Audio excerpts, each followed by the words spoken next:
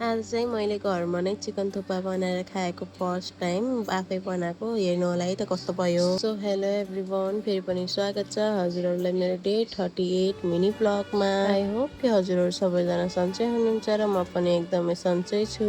अनि आज म बनाउन लागेको थुक्पा मैले चाहिँ भिडियोहरूमा हेर्ने साथीहरू मलाई चाहिँ भिडियोहरू देख्यो कि खान मन लागिहाल्ने क्या। अनि मलाई चाहिँ कहिलेदेखि थुक्पा खाम खाम खाम भइरहेको थियो, धेरै दिनदेखि क्रेभिङ भइरहेको थियो, बनाउन नै झ्याउ लाग्ने कि। अनि बनाएको थिएन, अनि आज चाहिँ म बनाउँछु जसरी पनि कन्टेन्ट पनि भइहाल्छ अनि आफूलाई मन लागेको चिज पनि खाने भइहाल्छ भनेर म चाहिँ बनाउन लागेको। मैले कि साथीहरू फर्स्ट टाइम नै खाएको होला कि अनि हाम्रो मैले बिहे गरेको गाउँतिर के मतलब मेरो घरतिर चाहिँ उता झोल चाउमिन भन्नुहुने रहेछ। त्यो झोल चाउमिन पनि यस्तो पिरो मात्रै हाल्ने, पिरो र नुन मात्रै लाग्यो क्या साथीहरू। अनि मैले चाहिँ कस्तो थुक्पा हेरी बनाउँदैछु। यता मटर र आलुलाई पनि यस्तो झोल बनाएँ। अनि त्यसपछि चाहिँ यता म चिकन थुक्पा बनाउनु लागेको थिएँ नि त। अनि यसले चिकन हल्का मैले राखेको थिएँ कि साँझ बचेको थियो। अनि मैले त्यसलाई फ्राई गरेर यस्तो मजाले खाने सोचमा थिएँ होइन साथीहरू। मैले चाहिँ फर्स्ट टाइम बनाएको, मलाई यसको स्वाद पनि कस्तो हुन्छ थाहा छैन क्या।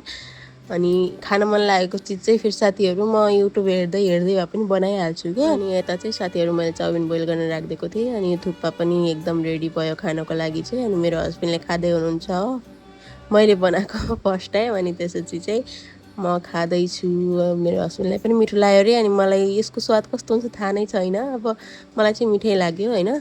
सो हजुरहरू पनि ट्राई गर्नु होला।